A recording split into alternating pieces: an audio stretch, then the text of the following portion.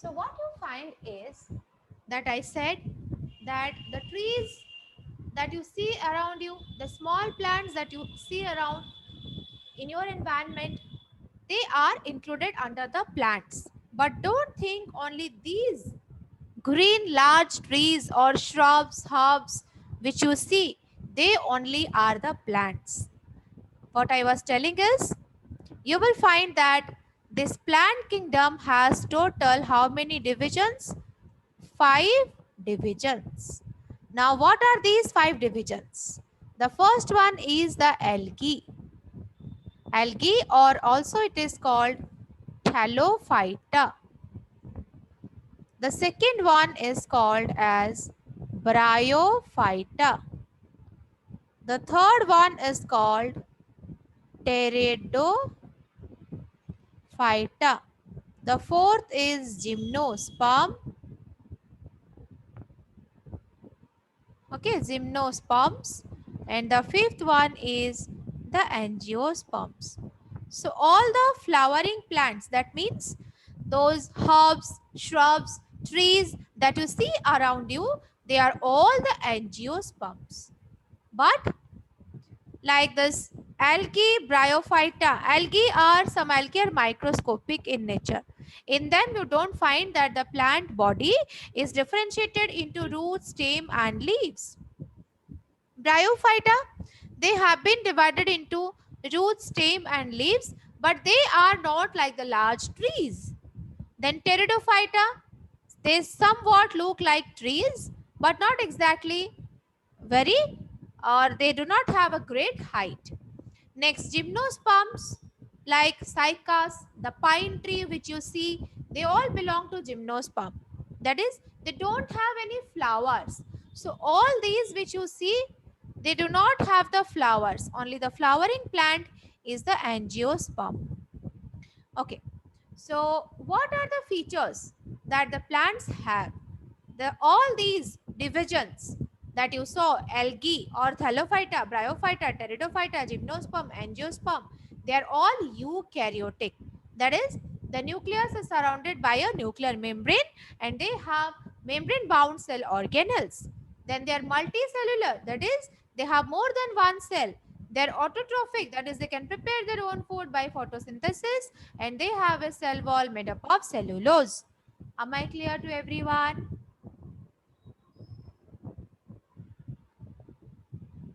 Is Yes, that ma'am. clear to all? Yes, Yes, ma'am. ma'am. Yes, ma'am. Okay. Then the next one you find to be how these plants can be classified. This also we studied. So just in very brief I am going through.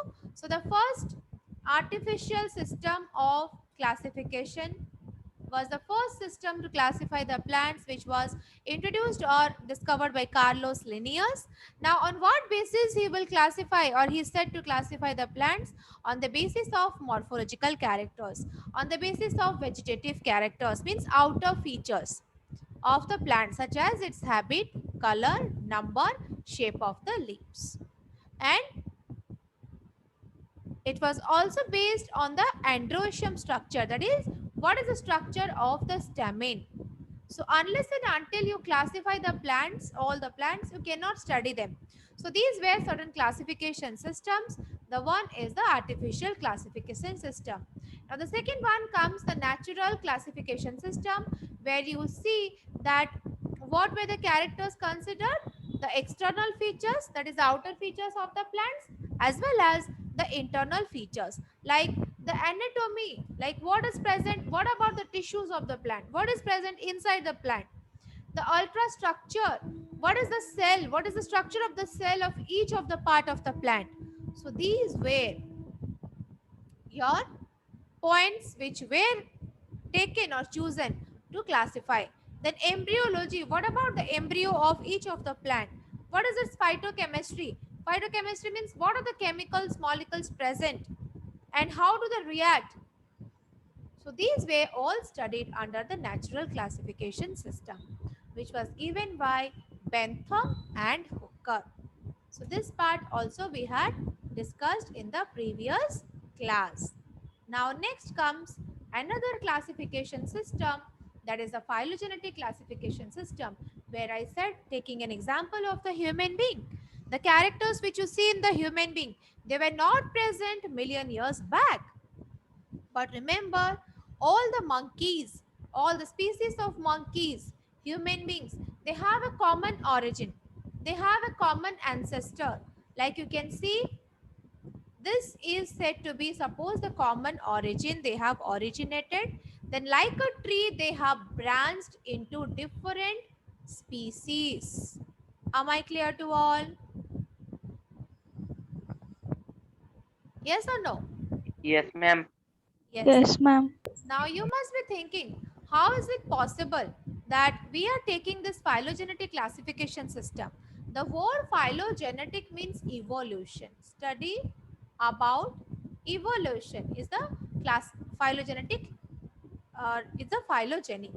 But then the next important thing is, you will have to compare the characters of the organism which were present earlier and which are present now.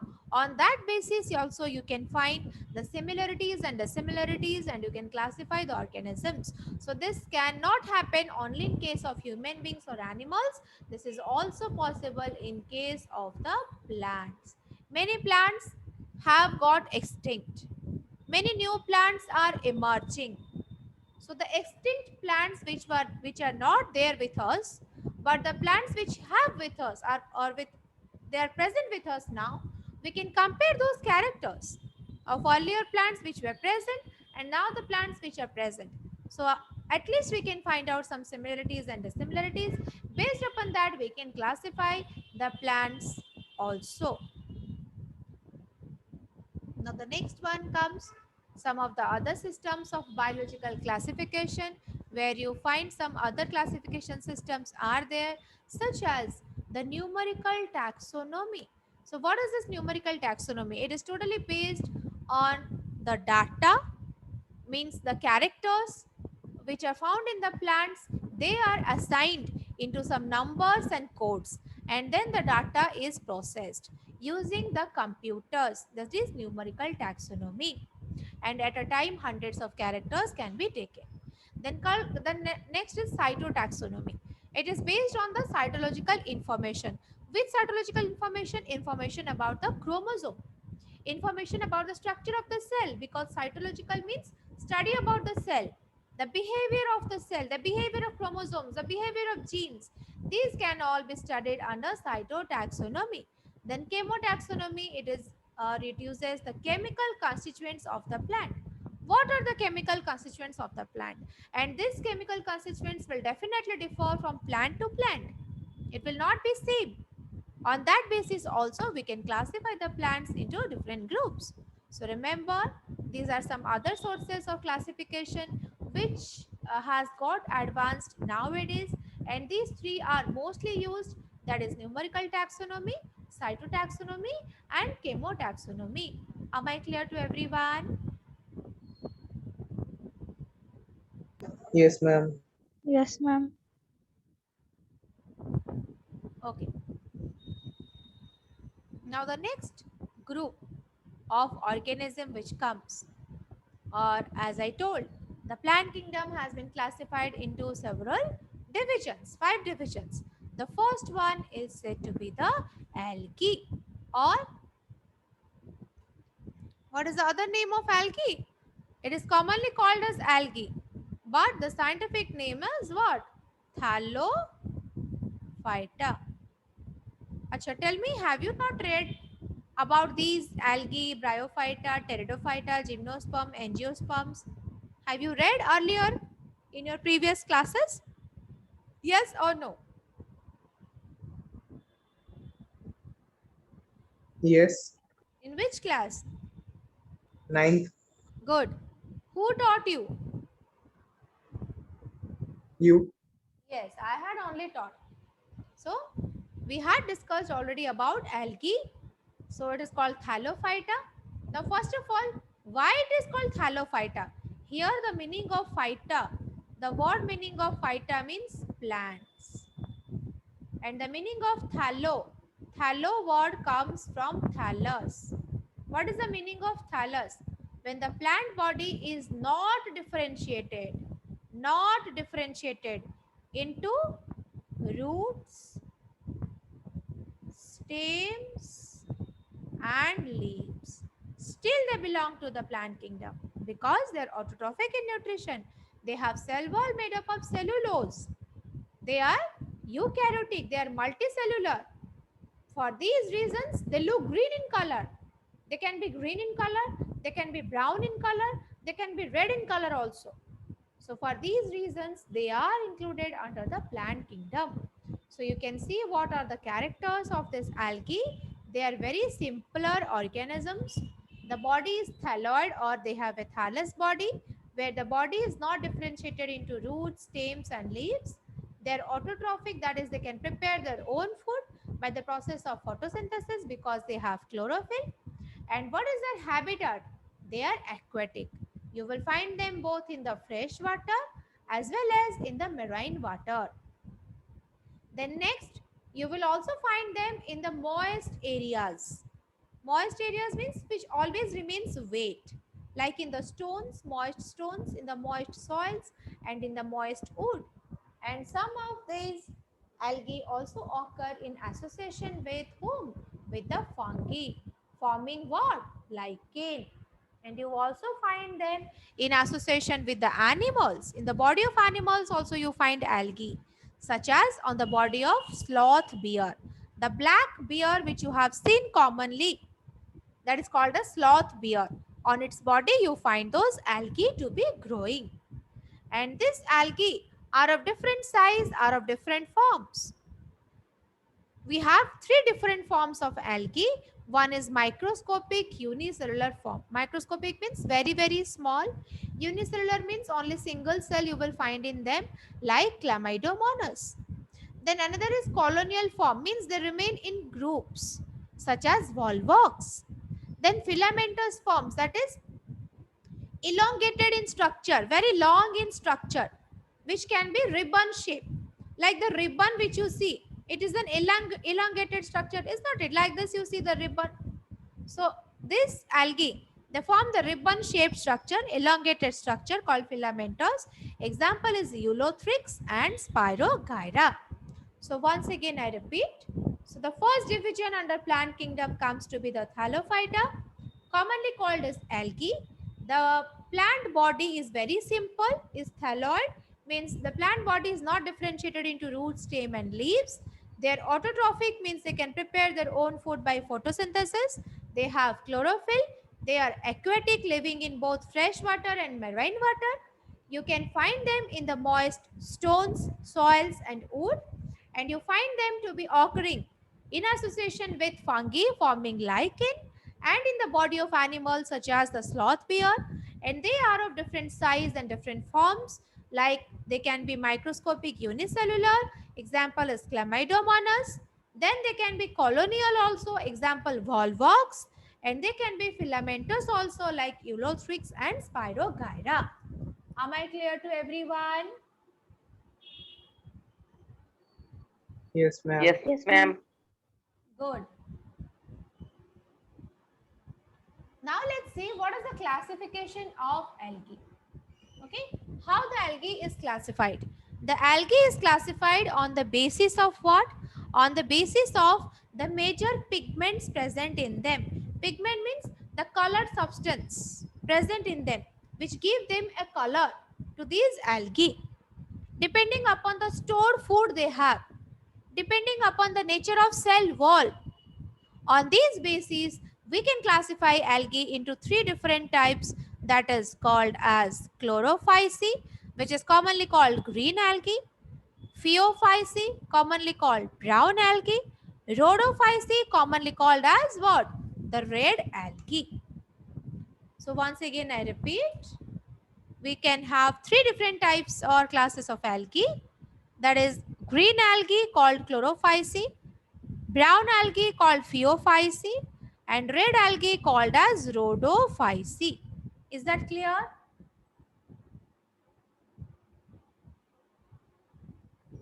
Is it audible? Am I Yes, clear to ma'am. everyone? Okay. So now we Yes. have to, okay. Yes, Yes, ma'am. ma'am. Good. So now we have to see the characters of each of this algae with different examples. So the first one comes. The first one you can see here is to be written what? The chlorophyce. Chlorophyce. Now can you tell me they're chlorophyce, they're green algae. So what must be the major pigment found in them? Anybody can unmute and speak. Which pigment, colored pigment do you think this green algae or chlorophyce must be containing? Green color pigment. Yes, very good. Green color pigment. That pigment is called as, you know that. Try, think, and you can tell. Chlorophyll. Yes, Ma'am, good. chlorophyll. Yes, good. Very good. It is the chlorophyll only. So, since they have chlorophyll, that is a green pigment, which you can see how the color of this algae are. You can see those pictures. Yes, they're all green in color. Okay, because of presence of chlorophyll. Therefore, they have been named as chlorophyce, commonly called as green algae. Now, let's see what are the characters of this green algae. They are unicellular, means they are single cell. They can be colonial. See here, this is a colony. This is a colony. This is a colony. Meaning they are present in groups. Or they can be filamentous. Now see this structure. This is filamentous structure. This is Spirogyra. So usually the grass green means they, what is the color of those algae? Grass green. Okay. The green grasses that you see, that color that you see, it is like that only. And why they are green in color? Why they are grass green in color? Because of presence of chlorophyll A and B in their chloroplast. Now, their chloroplast can be of different shapes. Like they can be disc shape called as discoid. They can be like a plate. They can be reticulate. Reticulate means network like. They can be cup shaped. They can be spiral set or can be ribbon shaped. So these are different shape of the chloroplast found in this green algae in different species.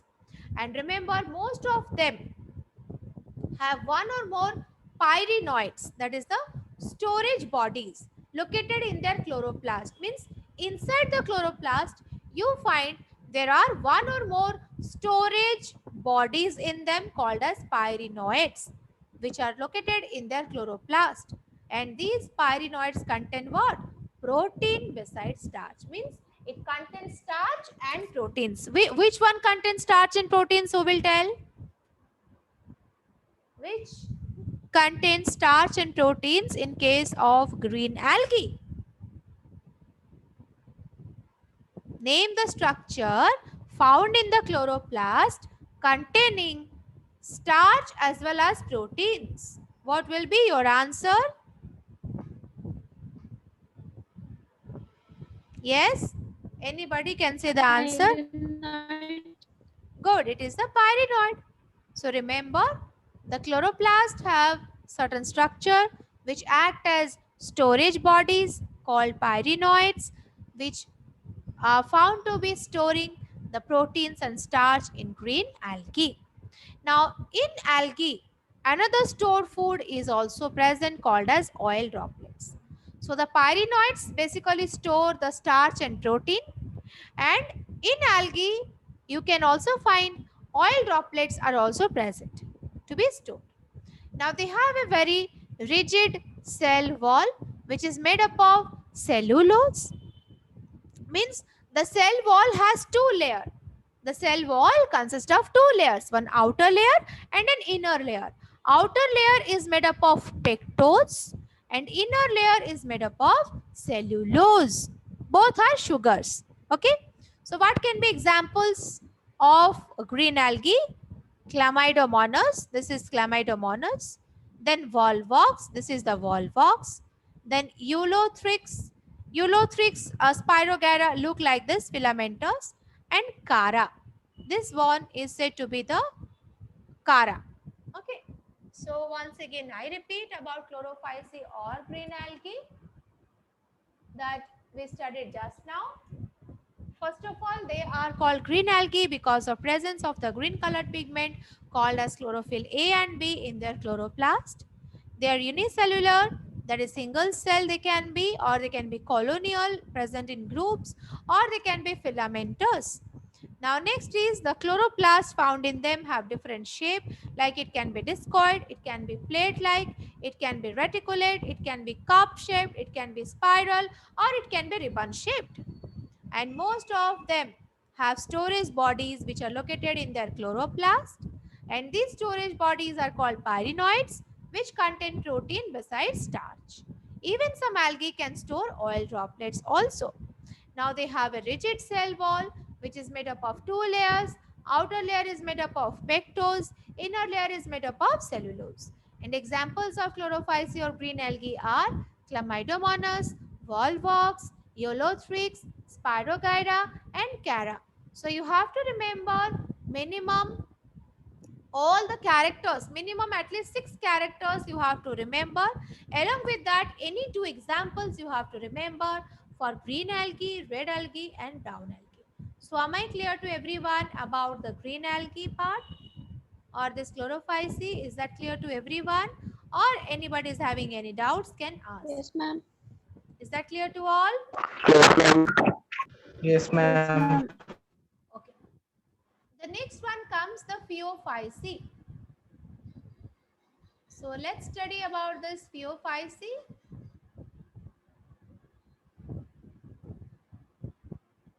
Just a minute. Okay. So Phaeophyce is commonly known as the brown algae. Remember that Phaeophyce is commonly called as the brown algae. Now what is the reason they are called as brown algae? Because they have pigments such as chlorophyll A and C, carotenoids, xanthophylls, and fucoxanthin. These are several pigments found in the brown algae, because of which they vary in color. They may be olive green to brown depending upon the amount of xanthophyll pigments and fucoxanthin mainly. Even besides this, they have chlorophyll A and C and carotenoids, which are in very little amount. But the major pigment, remember, is xanthophylls and fucoxanthin. And where do they live? Habitat is most of them are marine. And the stored food you find in them is in the form of complex carbohydrates called as laminarin and mannitol. Once again, I repeat, the stored food in them is found to be present as complex carbohydrates like laminarin and mannitol. And the vegetative cells are covered by a gelatinous coating. Vegetative cells means the vegetative cell means you can see here. These are some of the vegetative parts like the air bladder, the frond. Frond is the like leaf like, and in the frond you find there is a midrib. Then hold fast holds to the surface or is attached to the surface where they are present. So these all are remain or they remain covered by a gelatinous coating. Gelatinous mane like a thick liquid like substance. They remain in covered with that. Acha. Now let me tell you, when you must have seen that sometimes what happens when you keep any of the container near a water surface, after some days you might be seeing that a gelatin coating or a liquid coating gets covered on that surface of the container. Have you seen? Yes. Yes, when you touch it, it appears to be moist. It is like you can say like your saliva. ମାନେ ଓଡ଼ିଆ ଯୋଉଟା ଆମେ ଲାଳ କହୁଛେ ସେମିତି ଟିକେ ଲାଳୁଆ ଲାଳୁଆ ହେଇଯାଏନି ଯେତେବେଳେ ଆମେ କିଛି ପାଣି ପାଖରେ କିଛି ଜିନିଷ ରଖିଦଉ. Could you follow me now? Yes. Yes, ma'am. So like that, as you know, brown algae are present in the marine water. They always present or they remain always inside the water. So what happens? The vegetative cells remain covered with that gelatinous coating, which is called algin. माने लालवा लालवा है कि cover है कि रोइबो. Clear?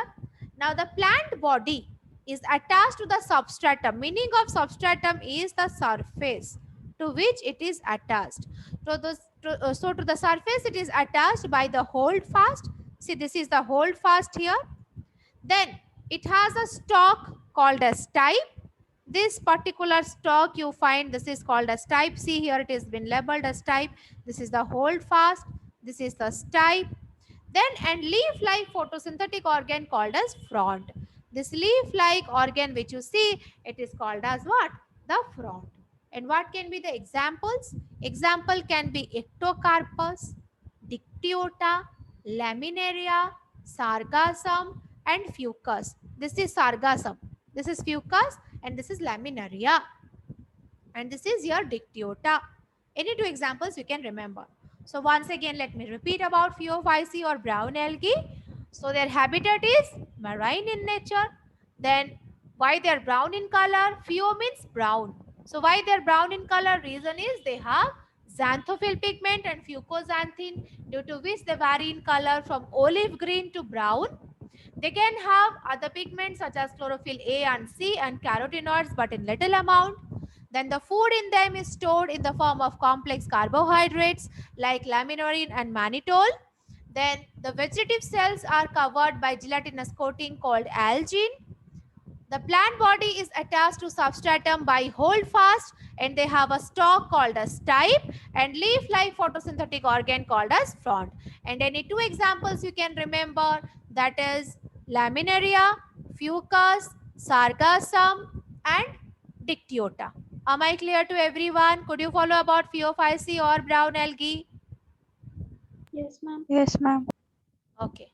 Three things you remember, that is attached to the substratum called as holdfast, leaf-like structure called as frond, then holdfast is attached to a stalk called as the stipe. Now the next one comes is called as the rhodophyceae, commonly called as the red algae. So rhodo means red. Okay. Phyceae word is for algae. So why they are called red algae? Let's see. Because the major pigment present in them is called phycoerythrin. R phycoerythrin. R stands for red. Since you can see how they are looking red in color, here this picture is. And the thallus. Thallus means the plant body is red in color due to the major pigment R phycoerythrin. And majority of these are marine, found exclusively in the salt water conditions like sea and ocean, and in the warmer areas. They're found in warmer areas. So they are found both in well-lighted regions. Well-lighted means close to the surface of water where the sunlight falls, and you can find them to be present at great depth under the ocean where you have little light. So they can be found both on the surface having great amount of light, or they can be found deep under the sea oceans where there is little amount of light. And the food stored in them is called as floridin starch, which is a carbohydrate. Then example you can remember, Polysiphonia, Porphyra, Gracilaria, and Gelidium. These are few examples. So rhodophyceae or red algae, only few points have been given, you can remember easily. Why they are called red algae? Because of presence of the pigment which is R phycoerythrin, which imparts or gives them red color to their thallus. And where they are found in the marine water, especially in the warmer areas. You can find them both on the surface of water as well as under the depth of the sea oceans where there is little amount of light. And they store food in the form of floridin starch. Examples, any two you can remember, Polysiphonia, Porphyra, Gracilaria, and Gelidium. Is it clear to everyone? Yes, ma'am. Yes, ma'am. So these are Yes, ma'am. the three different types of algae we discussed today. Let's go up to this only. In the next class, we will be studying about reproduction in case of algae, how they reproduce vegetatively, asexually, and sexually. So I'm sending the notes, complete up to that, and come prepared to the next class. Is it clear? Yes, ma'am. Yes, ma'am. Yes, ma'am. Okay. Yes, ma'am. So thank you all. You may leave. Thank you, ma'am. Okay.